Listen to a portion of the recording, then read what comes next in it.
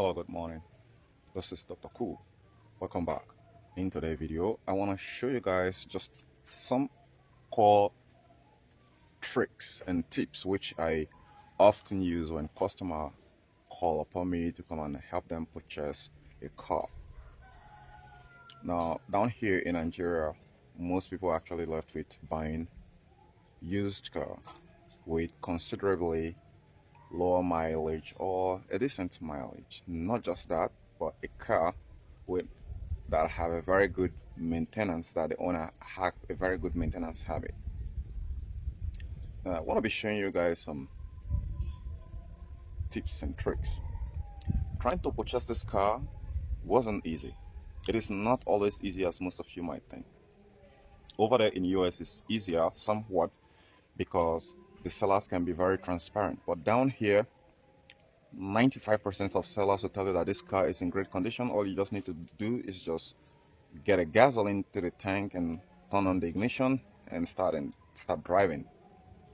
But when you start checking it, there is a whole lot of mess that is actually being packaged down there. We actually sorted through over 10 to 15 different cars in different locations. So it was a whole day tour from one place to another.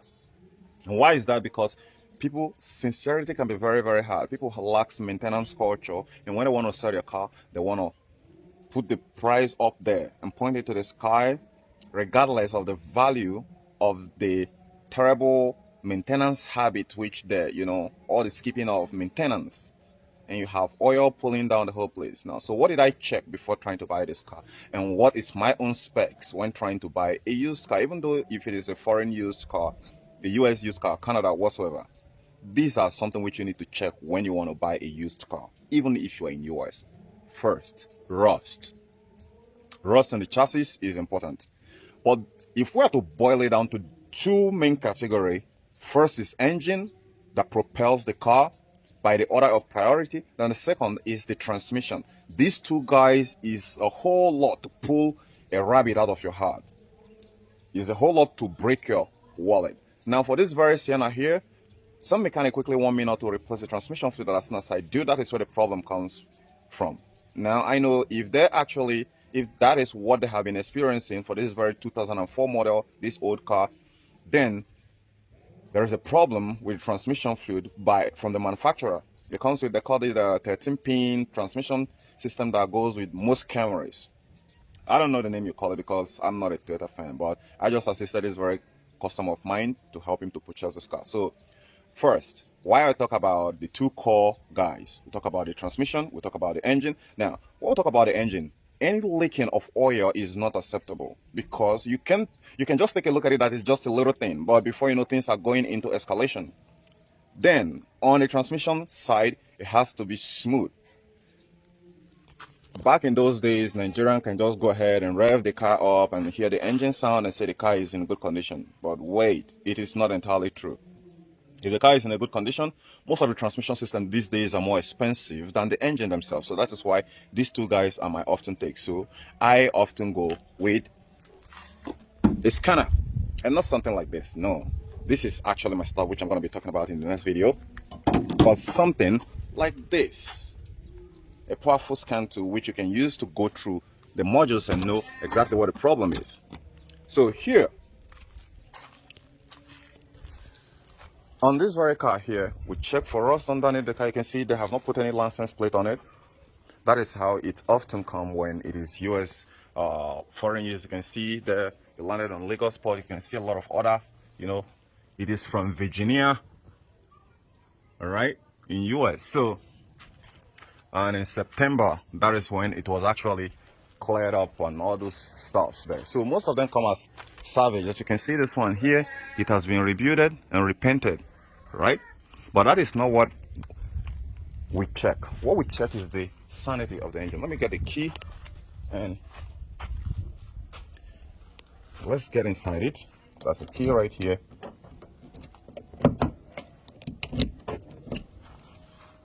We take a look at the sanity of the inside. Okay, I did have to get this carpet here to avoid, because there are too many dirts in Nigeria. So This crack is very normal for most data, so you can avoid it. If you're trying to find one without crack, well, you are not gonna see one. But the interior cleanliness is my take. And the seats, while we're cross-referencing many of them yesterday, there are some with bad seats, some are leather seats and they are torn, so not in good condition. So let me go ahead and let's pop the hood open and see what I saw, show you what I saw. This one here that make noise is not the real judgment call, because that can be easy fixed. There's just two-way glue here. The Chinese one can be able to do it.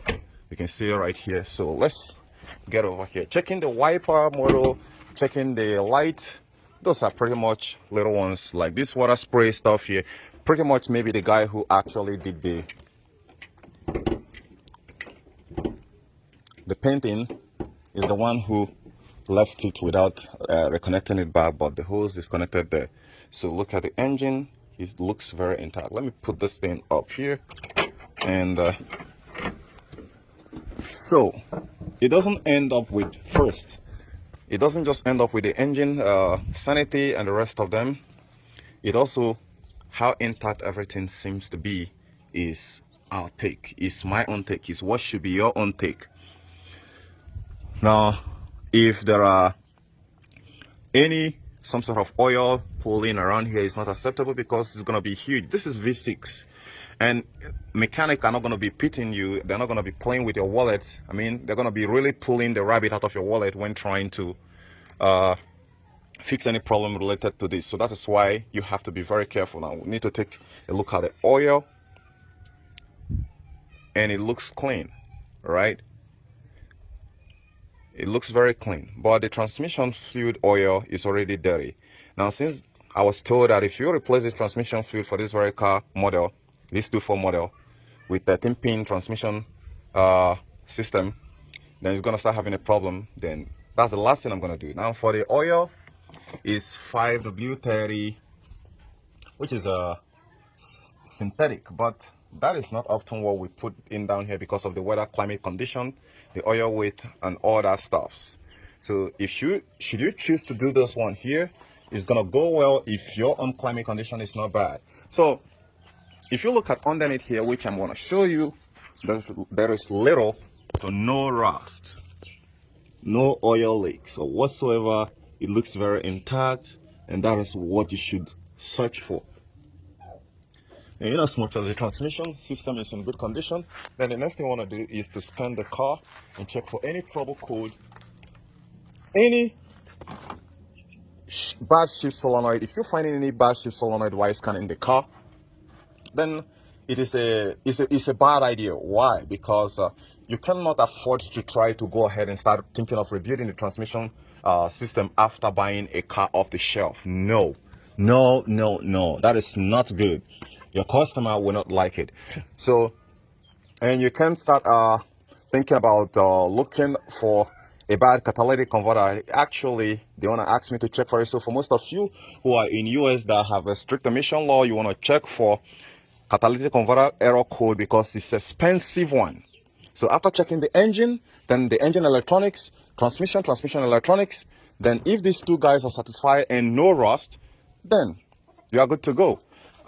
Most other cases, again, for most of you who are in US, the body parts can be very expensive, especially I'm talking about the paint. So you also want to mind the paint. This one here, the paint is terribly done, but we don't really care much about good serious paint job here. So you can see here there is a whole floor down here, but that's not why we're here. That is not what I'm here to do. We are about the drivability. Now for the tires, well, the tires can be very expensive, and that is why upon checking this car on yesterday, we did put into consideration we're going to be replacing the 4 tires. So in your own case, if you're in US, you want to make sure that the tires are in good condition, but because brand new tires are not cheap. So what we're trying to, the essence of this whole thing here, the essence of the inspection is for you to cut off anything that's actually going to pull a whole lot of money out of your wallet. Because if you leave that for a chance, then it's a deal breaker, because you're going to be pretty much putting your customer in interest in jeopardy, and that's not a good thing. So guys, for me, this is what you need to look out for. the catalytic converter, after the engine and transmission has been confirmed good and you test drive it, there is no hiccup, there is no hesitation upon acceleration, there is no black smoke dropping out of the tailpipe. And a lot of time I've actually shown you guys how to check if suppose the car is burning oil or burning too much fuel, which I'm up down here and take a look at the tailpipe, and you see this one here is running a little bit rich. And I know the reason why, because previously, before coming here, the mass airflow sensor, there was air leak from here. I'm the one who even tightened it up. So as you can see right now, my hand is still loosening it, so I need to tighten it up really well. So it's having unmetered air going inside the engine. So for some other service which I'm going to be performing today is to dust off all the debris and dust that are clogging up within this very filter space. So guys, I hope you find this very helpful, and do drop a comment below this very video description here. If you're in Nigeria and you need assistance for me to help you purchase the car, then do give me a call my attention, and I'm gonna be there. My location is within Abuja. I hope to catch you guys on the next one. Drop me a comment below this very video description if you think I missed anything in this very video which I'm supposed to be taking into context. All right, bye for now, catch you later.